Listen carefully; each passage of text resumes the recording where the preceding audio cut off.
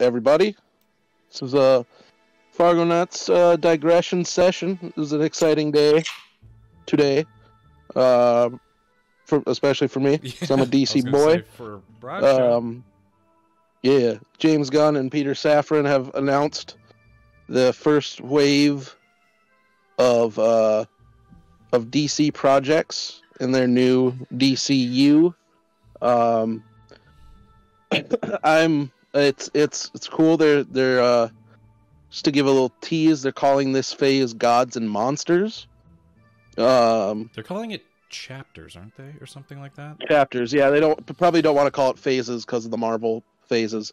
But this first chapter is called Gods and Monsters, and you'll shortly see why. It's got a lot of cool stuff for us to discuss. Announce some movies, some TV shows, all that stuff. The direction they're kind of heading in. And James Gunn has posted a video on his Twitter, of which we are going to watch, where he discusses all these new projects. And then we'll do a little digression boy afterwards. So yeah, let's get into it. Let's see what he has to say. Full screen that bitch.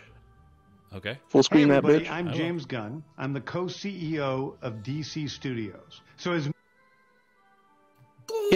DC has been disconnected in film and television for a long time. And it's one of, our jobs, mine and Peter's, is to come in and make sure the DCU is connected in film, television, gaming, and animation. That the characters are consistent, played by the same actors, and it works within one story. And if something is outside of that, like Matt Reeves' Batman or Todd Phillips' Joker or Teen Titans Go, that it is clearly labeled as DC Elseworlds, outside of the mainstream DC continuity. Now, Peter and I have gotten pretty lucky in terms of the four projects that are coming out over the next year. First, we have Shazam! Fury of the Gods. Shazam has always been off kind of in his own part of the DCU, so he connects very well. That moves directly into The Flash, a fantastic movie that I really love, that resets the entire DC universe. And then to move into Blue Beetle, spoiler alert, a fantastic film about a kid who's a marvelous part of the DCU, and then into Aquaman 2, which leads directly into our next few projects, which I'm going to tell you about now. So, Peter and I, along with a group of very talented writers, have started to map out an 8 to 10 year plan of what DC Studios will be in film, television, and gaming. This first chapter is called Gods and Monsters. Now, this, what I'm about to tell you, is a part of the first chapter. It's not the entire first chapter. The first project is Creature Commandos. Creature Commandos is an animated series. I've written all the episodes. Oh my God, something we're going to do that's a little bit different at DC. Frankenstein. We're going to have characters move into animation, out of animation. Yeah, you like usually the having the same actor play their voice as he plays them in live action. The next Important project up there. is Waller. This is a story of Amanda Waller, played by Viola Davis. Viola Davis is going to team up with members of Team Peacemaker, and this is a story that's been created by Crystal Henry, who did Watchmen, and Jeremy Carver, who created the Doom Patrol. It is a fantastic story that's out of this world, and I can't wait for people to see it. Is this a movie? Okay, next up is the big one, the true beginning of the DCU. This is called Superman Legacy. This is being written by me. I'm in the middle of it. I'm having a great time doing it, and Superman will be released into theaters July 11th, 2025. Okay, the next thing is a big premiere HBO television series called Lanterns. This is a story of a couple of Green Lanterns, John Stewart and Hal Jordan, and we have a few other Lanterns peppered in there, but this is really a terrestrial-based TV show, which is almost like True Detective with a couple of Green Lanterns who are space cops watching over Precinct 8.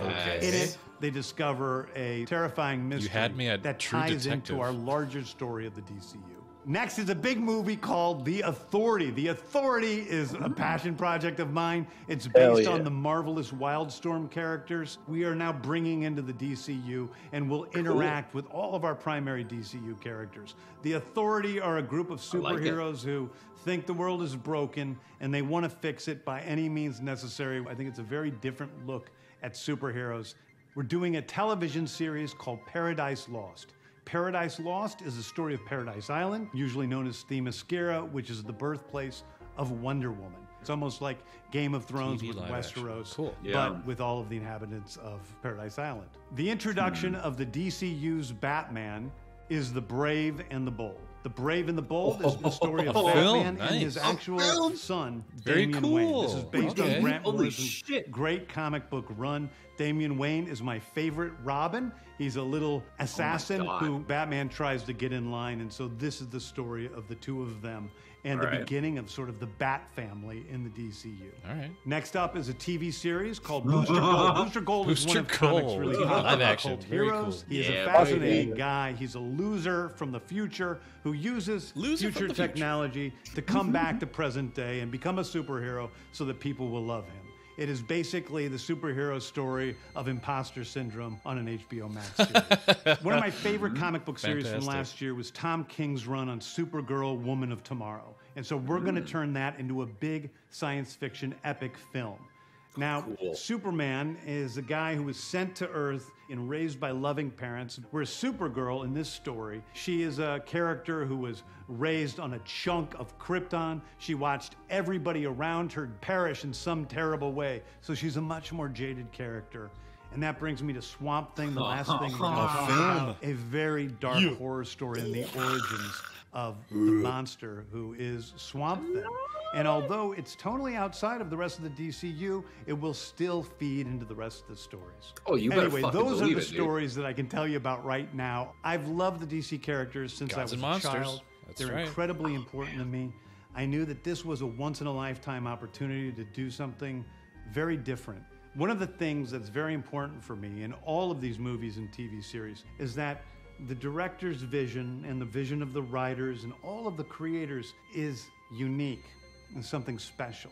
Storytelling is always king. That's all that matters to us. And I want to be true to those stories. I want to be true to you guys and really give you something different than you've ever seen before. Anyway, thank you, everybody. I appreciate you watching. I hope this was exciting for you because it's really exciting for me. And I can't wait to start to dive into these stories with you guys on this grand adventure. Thank you so much. All right. Thanks, James. All right, boys. Hey, everybody. Videos. I'm just going to mute him, and we're going to go through a little bit. Videos. Yes. Let's get to some of these images that he's showing. That was interesting. We have Creature Commandos TV animation. Just let it roll. I want to see. So, they did Safran and Gunn did an interview with DC.com as well today. A little more bits and bobs here. Creature Commandos that we saw first up. The characters in that image are Rick Flag Sr., who's going to show up in other stuff. Nina Mazursky, Dr. Phosphorus, who was a Batman villain. Yeah, he's a skeleton Frankenstein, specifically Eric Frankenstein. The Bride of Frankenstein, who's the lead. And finally, G.I. Robot and Weasel, who you know from Suicide Squad. Sure. Looking derpy and as ever. yeah, I'm very much looking forward to this. Like he said, an important bit is that in animation and video games, they're going to try to keep whoever's voicing the character in animation as the live action versions and vice versa. If you're a live action version, you will be voicing animated as well. So that'll be really cool. Be interesting to see how they do that, work around that. For real, yeah. Yeah. Waller will sit in between Peacemaker 1 and 2. Yeah. And so it's the Superman movie, focusing on Superman balancing his Kryptonian heritage and his human upbringing. It's not a like an origin story or anything. Gunn has been reading All-Star Superman quite a bit recently, and he has shared, and that is the cover of issue 1, or I think it's 1. One of the covers is one of the images they use in that video. But yeah, there's a lot of cool things we can talk about here. If we want to just go down the row. Did he talk about like what's going on with like the WB or like those like whatever the CW? What do you mean? Like the CW show? Those are all done pretty much. Okay, so like those characters won't translate over? No. Nope. That's all done. So when he's talking about the Flash, he's talking about the new Flash? Yeah, the Ezra Miller movie. Oh, we're still talking about Ezra. Okay. Yeah. Yep, because that movie has garnered their highest test screening ratings since the rivaling the Nolan Dark Knight movies. Whoa, so okay. Well, that's interesting. Yeah. Well, he does say that it like resets the DC. Yeah, they're using since it is the Flashpoint story. They're using that as a way to kind of reset things. That's great. That's cool. So everything after that will be new DC universe. So we can we can expect these all to go on like an HBO Max then when he says TV. What does he mean? Yes. Okay. Yep. So like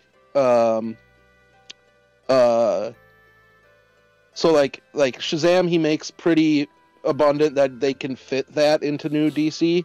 But that comes out pre-Flash. And then Flash happens, and then everything after that is new continuity. So Blue Beetle, Aquaman, that's all new continuity. So, and then the first project he talks about, obviously, is Creature Commandos. Wilson, he sounded pretty excited about that. He likes the creatures. I like them creatures, dude. Well, Frankenstein, that piqued my interest. There's a few things about the totality of this that make me really excited, just in general. Yeah. I like that they're trying new and different things. That's always exciting. Yep.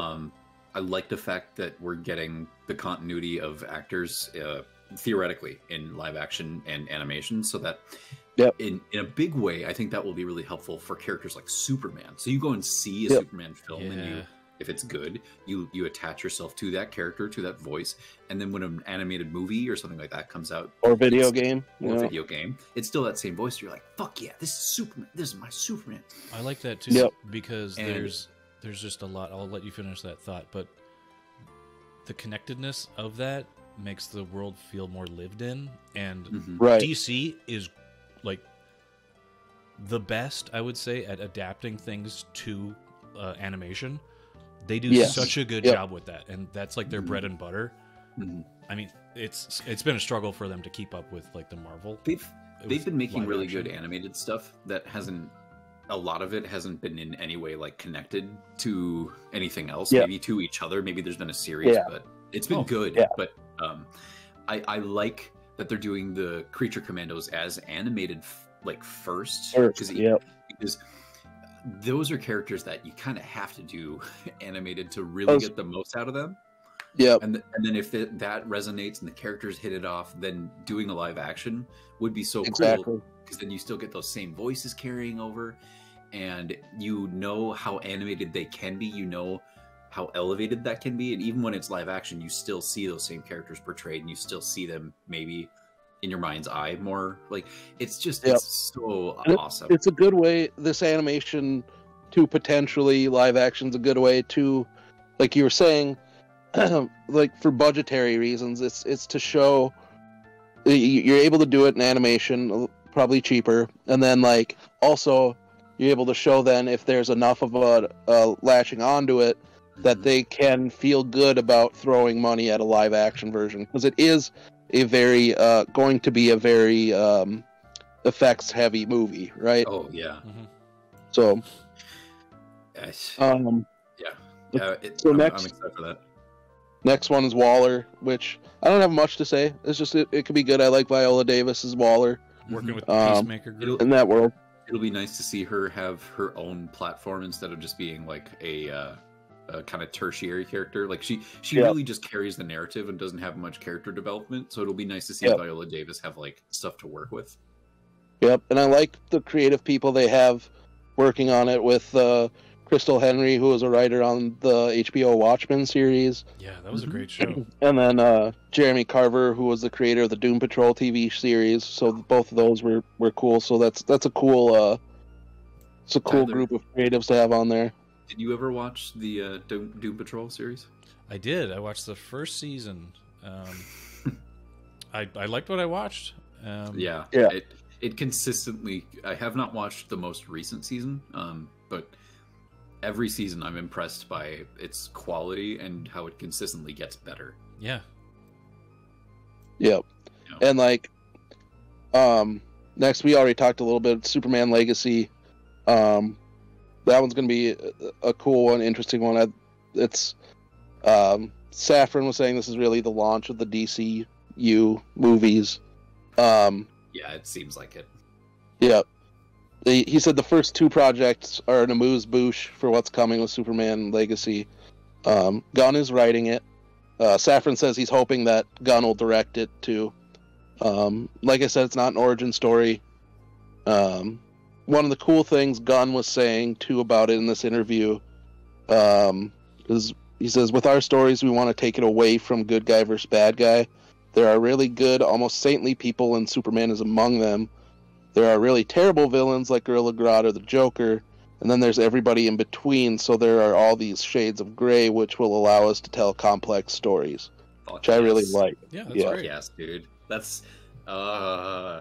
Yep, and the potential release date on that's July 11th, 2025, so 2 years from now. That's crazy. Yeah, yep. I mean, they're definitely already, looking at their crop. And I'm excited because they do want to do like they have the right idea with Superman 2. Like Safran says I was saying earlier about focusing on Superman balancing his Kryptonian heritage and human upbringing. So Superman represents truth, justice, in the American way. He is kindness in a world that thinks kindness as old-fashioned, which I like that approach with Superman quite a bit. Yeah, because he's just a good old boy, too. Me too. Well, yeah, the Boy Scout. He's a farm boy, living with his parents, telling him do right by us, and you'll be a good human. He takes that to heart. Yeah, I like that about Superman. And then we get to the one I'm most excited for, which is Lanterns. Why are you excited for that? So this is apparently this is not the reworked like a Greg Berlanti show. That was just kind of scrapped, and this is a new series. And then like originally early on there was rumors I had heard that it was would be like a Hal Jordan, Jon Stewart buddy cop thing, or like a old cop, new cop, whatever situation. And I was all down for that. And then the Greg Berlanti one came out, or got announced, and I was pretty jacked for that too, because it was gonna focus on Lanterns from different eras with Alan Scott and Guy Gardner, stuff like that. To have to deal with the Manhunters, which would have been cool. And then when the takeover happened and stuff, or the merger, I should say, happened, the slash budget hard on it, and it was just going to be like a Jon Stewart series, and I was like, I'm not super sold on that. But now we're kind of back to that initial rumor, instead of not really a buddy cop, but more a true detective style detective show of two space cops on their precinct. Terrestrial, and they made sure to say a terrestrial-based mystery, because they are still, I'm sure, wanting to rein in cost on that, right? So they're not going full space with it. But you can guarantee that they will probably, like, I'm imagining that, yes, it will be like a cop investigation kind of show, but I'm imagining that they're going to make their rings characters. That'd be cool. Yeah, if not characters, at least like give it a voice like Jarvis, so that they can be like, all right, ring, reference this. They do talk. Sample. The rings do talk in comics, and that's how they will like expand the universe in that way. They will have the rings, show them, give them information that will also expand the audience's knowledge without having to actually like have the characters leave Earth. Right. And Gunn goes on to describe it a little more. He says that leads in the this Lantern story, that the mystery leads into the overall story that they're telling throughout the different movies and television. It says, we find this ancient horror on Earth, and these guys are basically super cops on Precinct Earth. So the central mystery of that is going to tie back into everything. I really like what he was saying, where they want to focus on story and like what each of the creators has to say. Kind of the anti-Marvel model, where it's kind of homogenized everything, right? Yeah. And kind of dampened certain creative voices.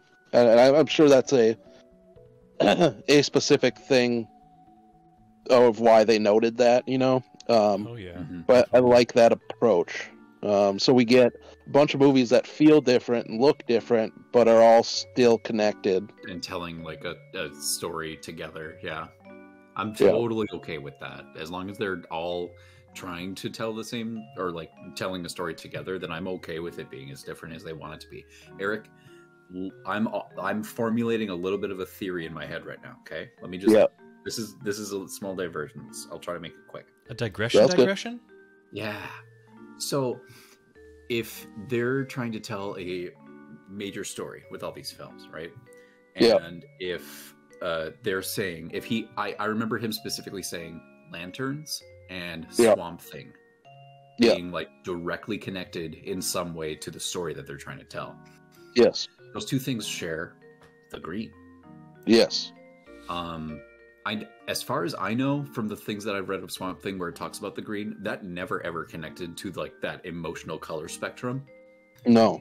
They certainly could make that connection. So there was in the New 52 in their like JSA comic Earth 2, where it was the formation of the JSA, and they were younger, like the same age as like, because they were on a different Earth. They were like the same age as like the Justice League, essentially. Alan Scott was Green Lantern in that, and instead of being like magic like his was or whatever, he was actually the Avatar embodiment. Yeah. That's cool. So that's the main connection between those two. So I don't know. Yeah. I don't know if that'll be connected, because they're still space cops in this, right? They're not more in broad terms. I was kind of thinking like, even like, let's say Swamp Thing, if they're and he said they're trying to tell stories that are not necessarily good and evil, but shades of gray. Let's say the stuff in Swamp Thing is like his quote unquote bad guy, or the threat from that movie is that like ancient evil that they uncover on Earth. And they're space cops, so they're like, what the fuck? This is on our planet? What do we do? Superman eventually is like, oh shit, there's a threat to my planet. Like, the Themyscirans can be talking about like the ancient Gaia and the planet and the green and like threats.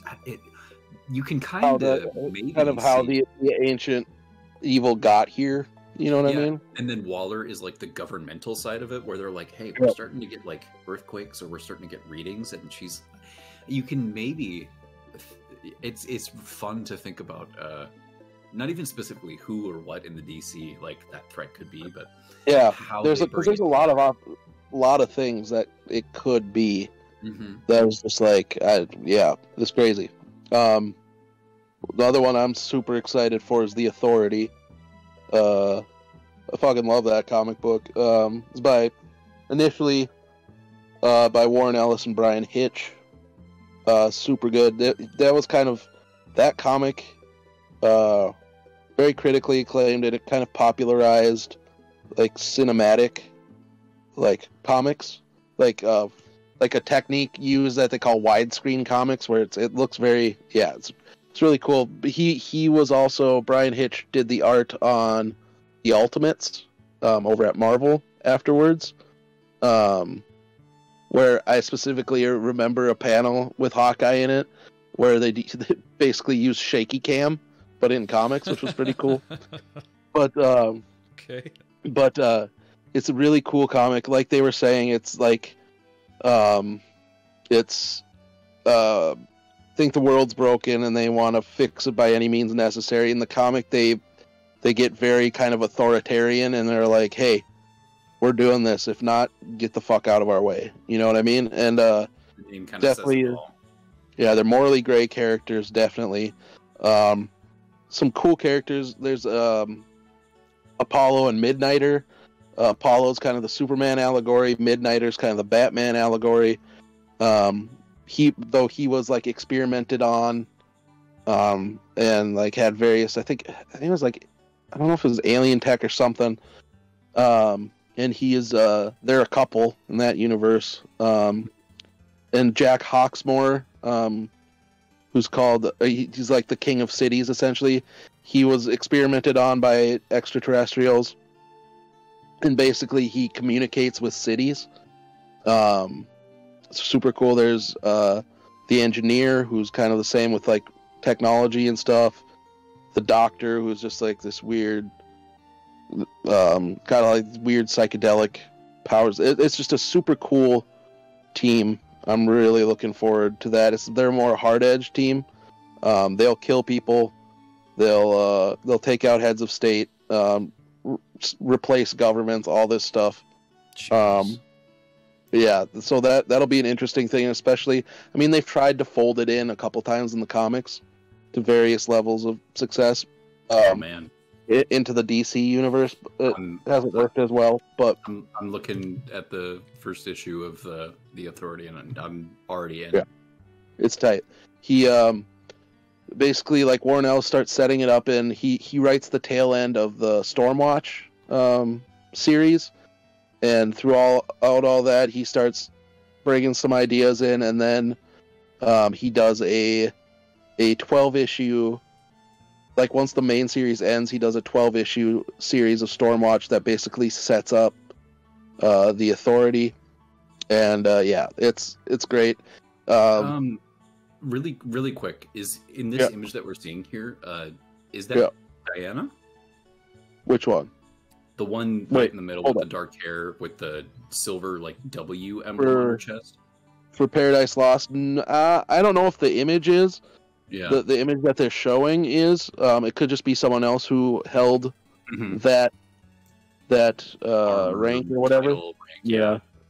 But yeah, that's the next one. Paradise Lost. I feel like maybe that's the one that I'm the least immediately like interested in. Yeah. I'm not saying it won't be good, but I don't know what would bring me to that. I'm just down for Game of Thrones style fucking show in, ancient Themyscira. And it's there, essentially, Gunn says in here, it's an origin story of how this society of women came about. What does it mean? What are their politics like? What are their rules? Who's in charge? What are the games that they play with each other to get to the top? It all takes place before Diana's birth. So it's basically how we got to the Amazons on Themyscira.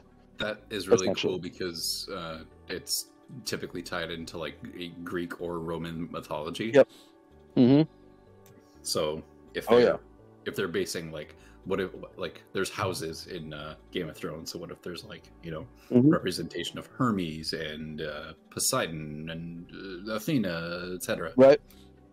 Right, yeah, exactly. Because Athena is like their patron god or whatever, essentially.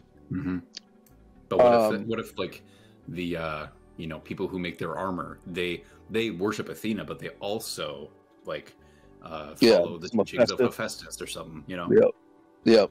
And then there's a lot of cool and that's a lot of cool directions you can go with this series as well. Because they could even bring in the Atlanteans, since nothing's necessarily off the table just to use to like enrich the story and to enrich the fabric of the world. Exactly. Man, that's cool. The next one up, another one I'm super jacked about, is Brave and the Bold. Yeah, the first Batman film under this new kind of structure. Yep. This is, like he was saying, this is the DCU's Batman now. Yeah. It's not the Pattinson Batman, it's not Batfleck. It's the one for this shared universe. Man. Sounds freaking cool. Yep. We're getting Damian, which I'm excited about. Yeah. He was saying,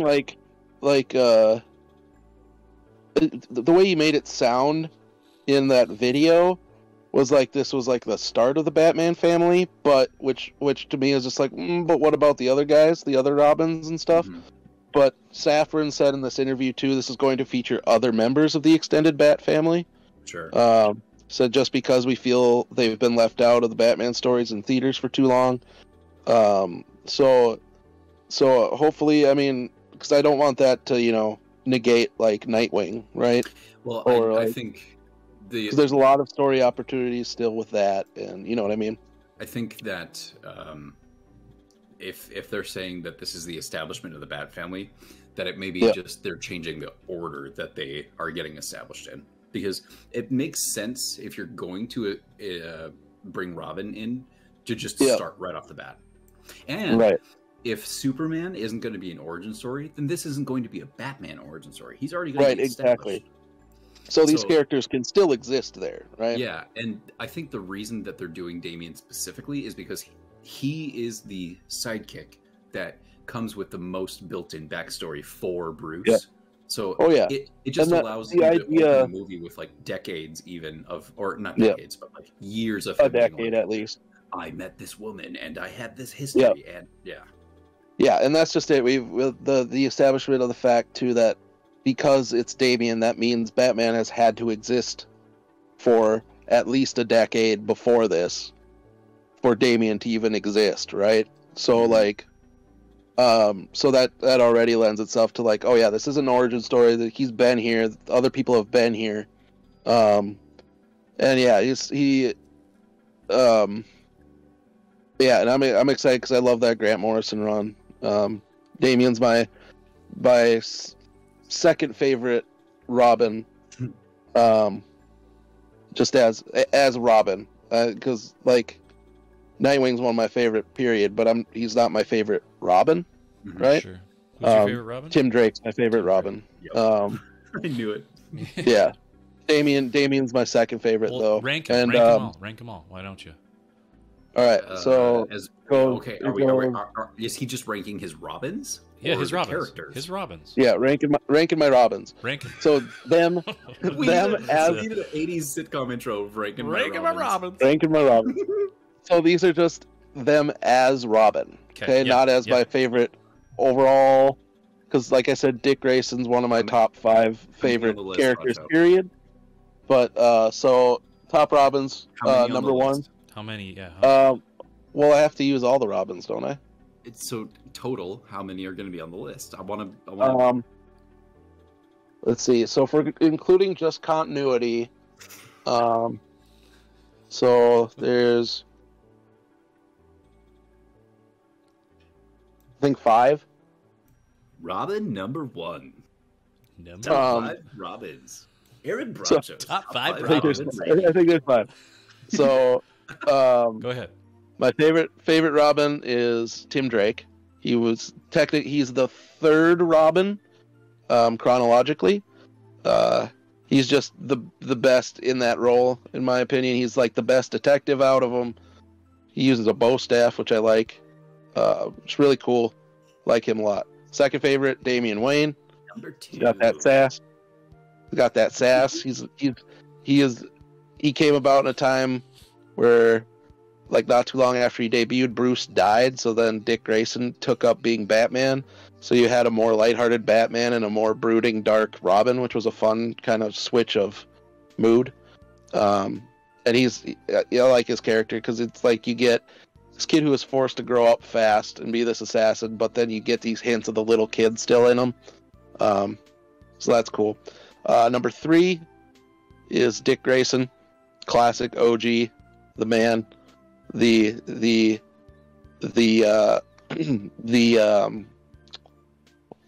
tether of the DC universe. The graduate. He is the one connects to everybody. Then the number 4 would be Jason Todd. Not a great Robin, but I like, and he got straight up murdered. But I like when he comes back as Red Hood, was pretty cool.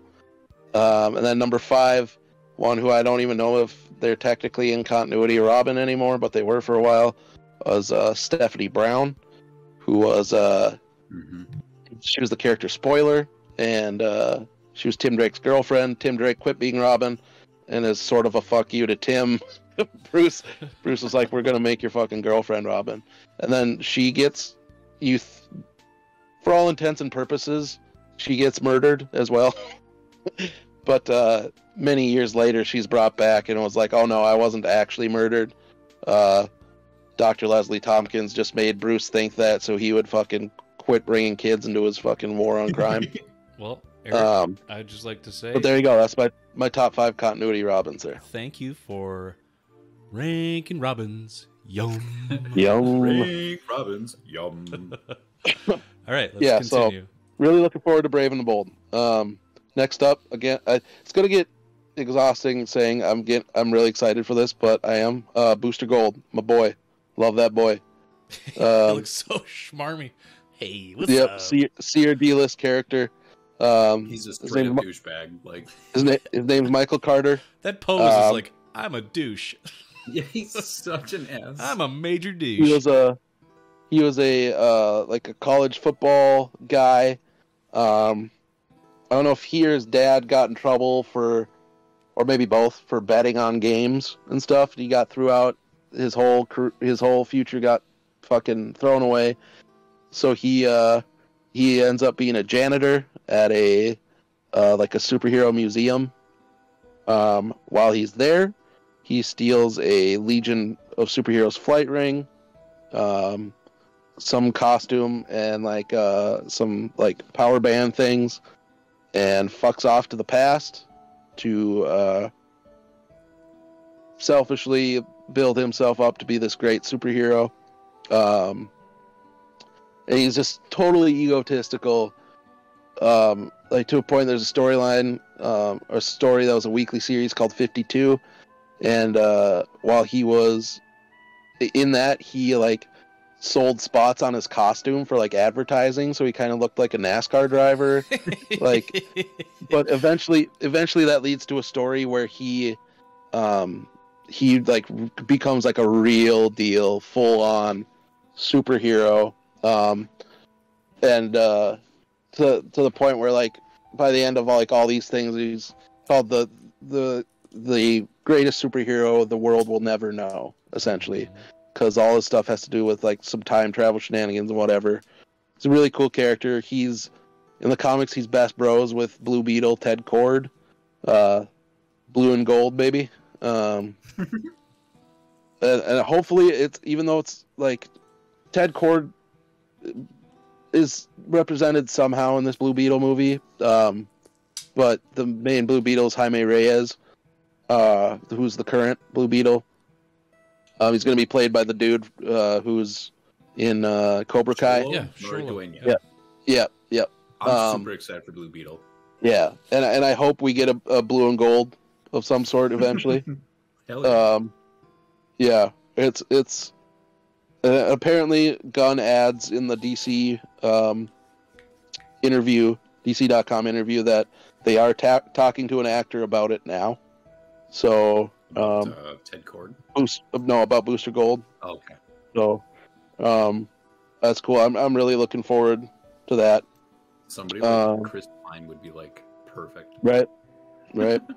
Just a jackass looking dude. Yeah, well, like somebody just that can be handsome and charming, but also very, very unlikable while still doing good.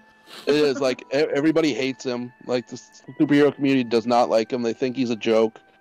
Yeah, it's great.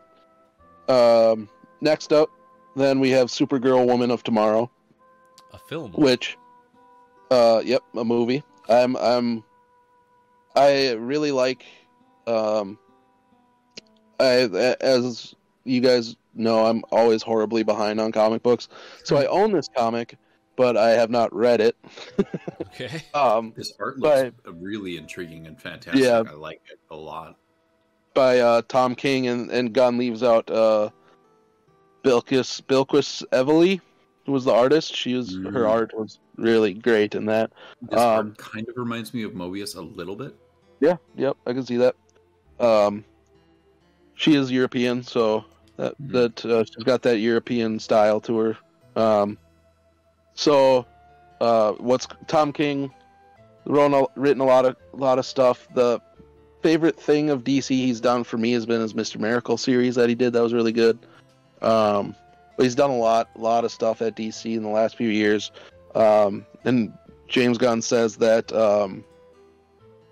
that Tom King has been one of the architects of the entire situation, so he's been helping out creatively with everything. That's really cool. Yeah, he said he's been one of the guys in the room with us, along with 4 or 5 other writers. Oh, that's so good, dude. That's great. Yep. I like that. Bring him in. Bringing in more than just one voice and like not letting it just be like an autocracy. Yep. And like in the story, I remember, I think I read the first issue. She's out celebrating her birthday. And I think she does something or takes something where so she can actually like get drunk. I think it's like her 21st birthday or something. And her and Crypto get transported, or there's this guy looking for her that wants her help with something. She's on another planet. Maybe she's on the other planet because it's a red sun. I don't remember. But she gets drafted into helping this little girl go across some crazy shenanigans to help her out. It's a really cool story. Very beautiful looking story. Yeah. So that should be cool. Yeah, it's like, what was it? I was just trying to see. Out of anything, this is the one that I have the highest hopes for, but I don't want to say that I'm the most excited for it. I would probably say I'm more excited for Batman or Superman. Oh, yeah. One more thing about Batman. I do think that when we see the Superman movie, that will say a lot about the Batman movie. Yeah, yeah. Because those two inform each other so much, like, and especially Metropolis and Gotham. Right. I think the general tone of that Superman movie is going to say a lot about the world that Batman's going to inhabit. Right. Yes. But regardless, this is like total wild card. This can be so disconnected from everything, but at the same time be like 100% integral to what's going on. Yes, definitely.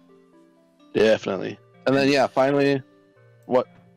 I just hope that a lot of these are not origin stories, or if they do go over the origin, they somehow can make them, pretty succinct and to the point. Yep.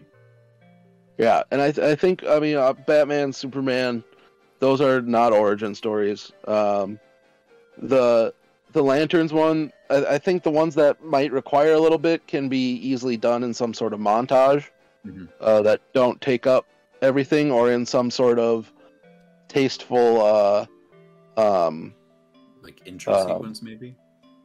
Yeah, or like what's the word I'm looking for? When people fucking talk about shit flashback in the shows, and then god damn it. Like foreshadowing or like shadow play? No. Like it's the when people tell you something instead of showing you something. Just exposition. There you go. To use some tasteful exposition to do some of that. Sure, but I would rather if it's like Hal being the veteran and John being the newbie, like have him explaining some things that makes more sense with it being like something that, since it's exploratory, it's going to be dialogue heavy, so that makes sense for exposition there. But like here, maybe that makes more sense, or Batman or something like that. God, don't show us the fucking murder of the Waynes again. We've seen that enough times. I don't think I think they know it's that. becoming a joke now. It's not having the same impact. I'm like, ha ha ha. But again, the general audience isn't going to know that he was like a botanist, a scientist who was working in an area that like had this accident. So you can easily cover that in a montage, or like I said, maybe even like an intro or something that doesn't necessarily need to use words or a lot of them. Right. The things that scream going to have origin involved are things like a little bit in Lanterns, probably Authority probably. Booster. Booster, definitely. I mean, the idea of Paradise Lost, it's not an origin story of a character, but it's an origin story of this society, right? Yeah. Supergirl does not seem like it's going to have much in the way of origin. We'll have that if we get it at all, of covering Krypton in Superman. Yep. Or and just, that's where they explore it is Supergirl. Again, maybe a little expository montage towards the beginning where they talk about her being on a chunk of Krypton that drifted away and fucking all this shit. And that Swamp Thing's definitely going to be an origin story. Yeah, I'm down. I love Swamp Thing. Which is our last one. It's the final film we want to talk about. Swamp Thing. Safran says we bring it up because it's important to point out that in these stories, although they're interconnected, they're not all tonally the same. Each set of filmmakers bring their own aesthetic to these films, and the fun is seeing how these mash up. The film will investigate the dark origins of Swamp Thing. Nice. So you can it's that's the thing, is trying to like do the fucking mental calculus of like how these are connecting is going to be fun, because there's something that's connecting all of it, and it's definitely something I think that's, you know, dark, horror-y, scary, you know, potentially magic based stuff based off of Creature Commandos, Swamp Thing. If like the Lanterns thing saying they're going to they're finding an ancient horror on Earth, you know, all this stuff. It sounds like it's going to be you know, and it's Gunn is always very good at making the threat like creepy, scary, like genuinely threatening in some way. Yep. Starro was very good. The butterflies were well done. I'm trying to think of another like DC example that he's handed. Right. But Gunn ended the thing on the announcements of saying that we're actually developing a few other things as well, but for one reason or another we can't say them. This is the first batch of stuff, but there may be a couple of surprises to come. So yeah. Sick. They're see. I just had some fun ideas. They were he was saying that they're aiming for 2 movies and 2 TV series a year going forward. And then as far as this is another interview I just came across that dealt with other things other than just the movie announcements. Said on deciding like which medium to use for each project, they said it's all story based. Like if it has a more TV vibe or the tone and the storytelling of it, it's something that they need 7, 8, or 9 hours for. Ratings will depend on the story. Like Superman's definitely going to be PG-13, but Waller are going to be more mature. So it's within the world they'll have other things that are aimed more at like young women or kids or stuff like that. So that's going to be different. Let's see. Crossover plans said everything's crossing over throughout. They're interacting throughout different stories, but it doesn't necessarily mean always. Brave and the Bold might just be Batman and Robin, the characters involved. So, but I know a lot of times these characters cross around. In Creature Commandos, one of the main characters shows up in Waller, which I'm guessing is probably going to be Rick Flag Sr. That's my guess. As far as video games, so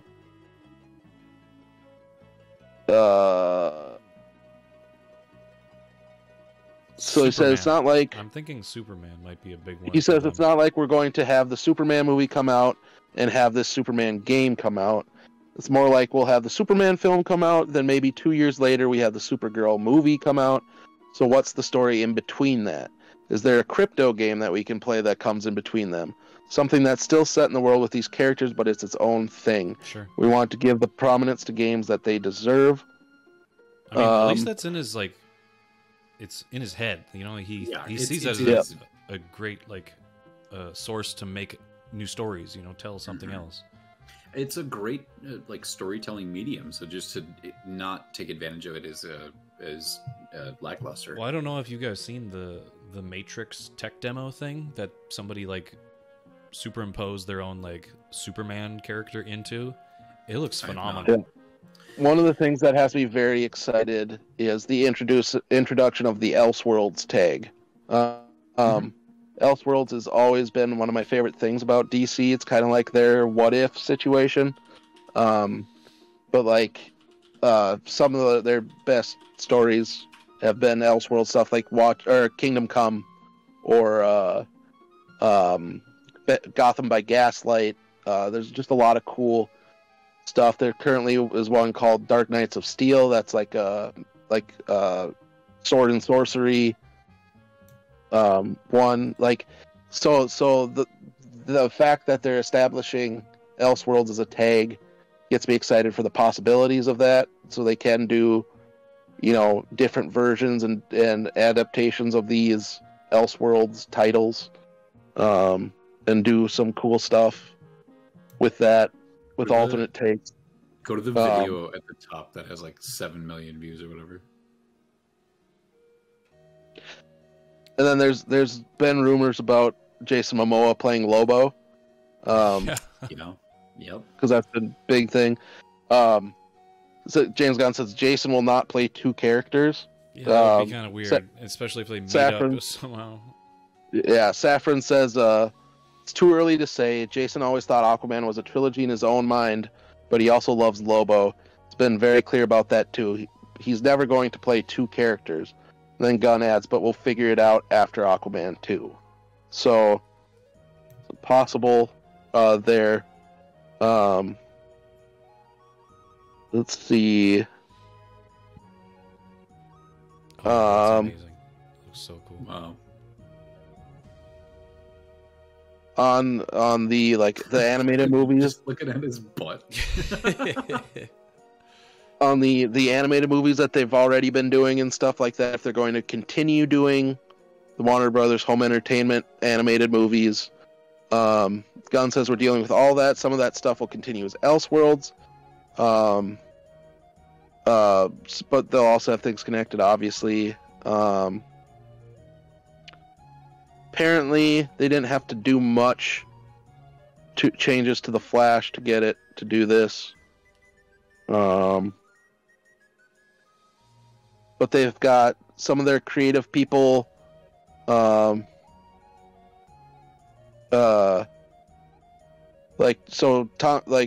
of the writers they're having to help build it. Obviously, like I said, Tom King. Gunn said he's been my partner throughout all of this. He was giving me answers to shit before I took the job. So it's Gunn, Tom King, Crystal Henry from The Watchmen show, Christina Hodson, who wrote The Flash, Drew Goddard, and Jeremy Slater, who did Moon Knight. Nice. Those are the kind of central grouping of people who have been kind of creatively, directing this. So yeah, it's a exciting. I'm very much looking forward. Yeah, it's super exciting to all of this. I like that they're.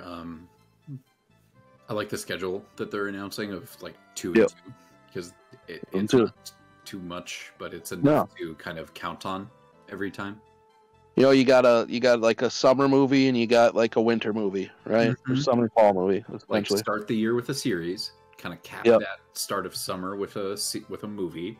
You got another series for the fall, and then cap that with a movie around holiday season, and then start the cycle over again. Yep, exactly. I think that'll work well. Way to keep content going, but also not overindulge.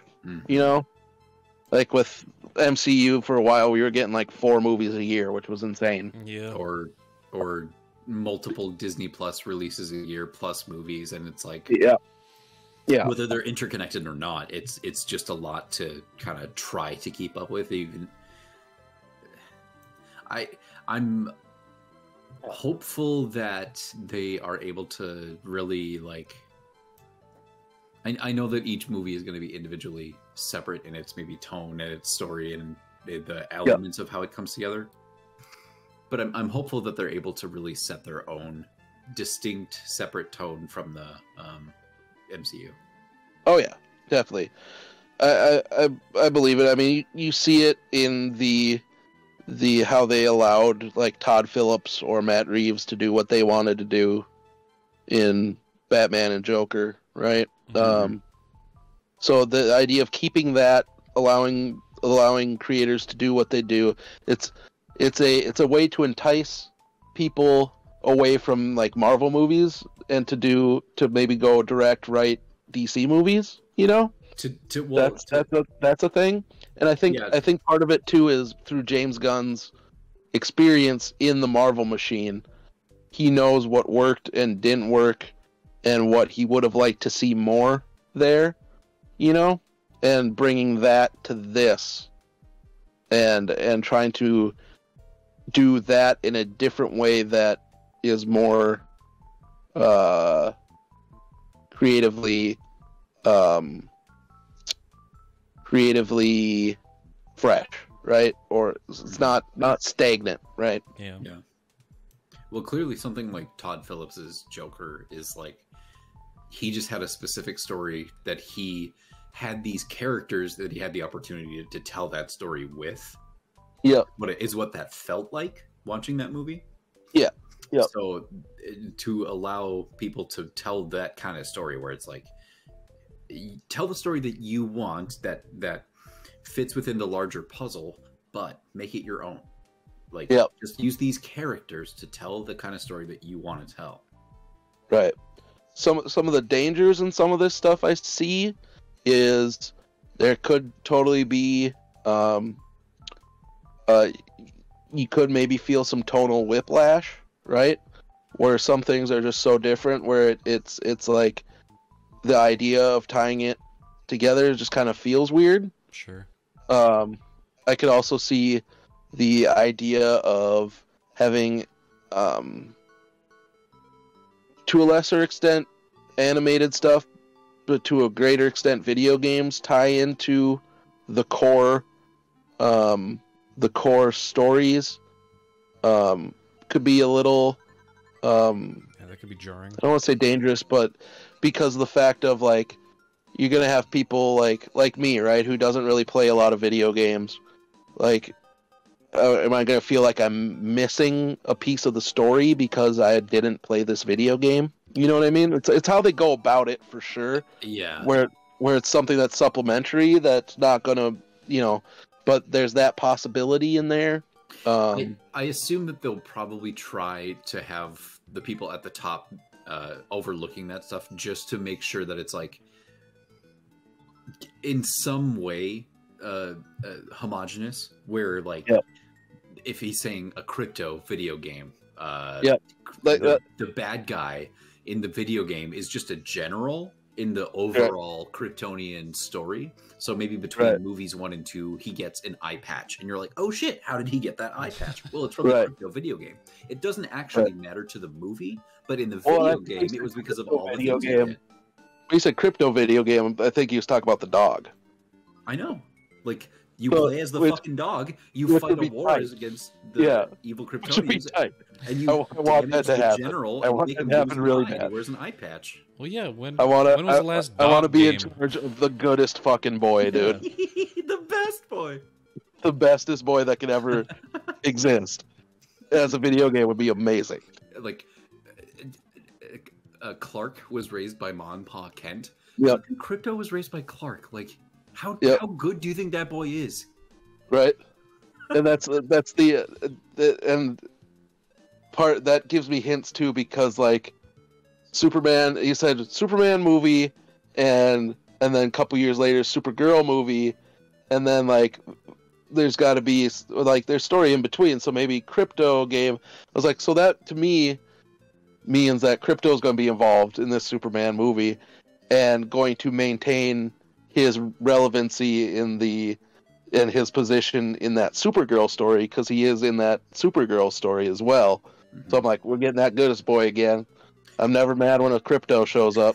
Even if he's not directly involved, he'll certainly be referenced, or at least like they will make the possibility for that character to exist very plain.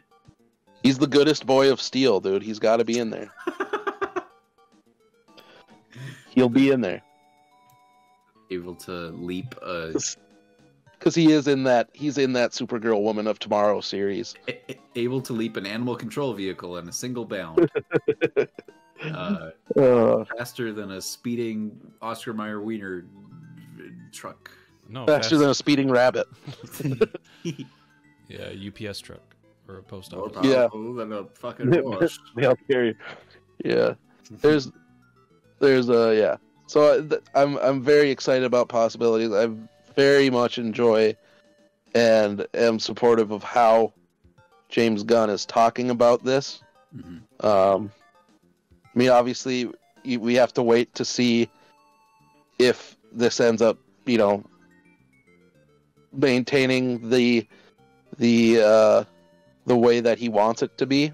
Because obviously, we're going to have to see how heavy studio interference will be. But that's part of having DC Studios be its own thing. Because that's kind of like with Marvel Studios. They're owned by Disney, but they operate on their own. So hopefully that's going to ring true for DC Studios, and we're not going to get too much Warner Brothers interference. What else does Warner Brothers really have to lean on these days? It's true, because they kind of lost the Legendary Pictures contract. Because I think they're through like Universal or somebody now. There's still a couple Warner Brothers Legendary projects like Dune, and I think maybe Godzilla, but that's about it. Yeah, possibly the next Godzilla. Yeah, Godzilla Kong. But I think that's about it as far as Legendary has with Warner Brothers. I know Warner Brothers is very much wanting to kickstart some new iteration of Harry Potter again. Because they have that. Why? I mean, it doesn't seem like it's very... It seems like there's a lot of controversy right now about J.K. Rowling, so it doesn't seem smart for them to be pursuing that. No, not at all. Hey, I could write a good TV series in that world, so give it to me. I'll do it. I'll do something with it. All right. Cool. I would support that 100%. Cool. Yeah, it's about Hoggy Holes.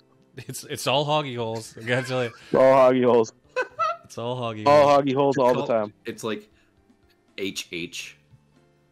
And you think it's like, oh, Harry Hogwarts, or like Hogwarts houses or something? You're like, people are speculating, and it comes out as Hoggy Holes. And it's just a paragraph, and it's like 2 images to go along with the paragraph. There, I did it. But the first episode is just like Harry just going to Hogwarts, and like he just finds this weird dank hole in the wall and sits there the rest of the episode, and we don't leave the hole. He just sits in the hole. It reminds me of home under the stairs. It reminds him of his closet that he used to hang out in his fucking aunt and uncle's house. Yeah. Under the stairs. That was his own personal Hoggy Hole. That was his first Hoggy Hole, and then everybody after the first episode, all the water cooler talk is like, what the fuck was that? Harry Potter shit? Harry Potter shit? Ron was in it for like 5 minutes.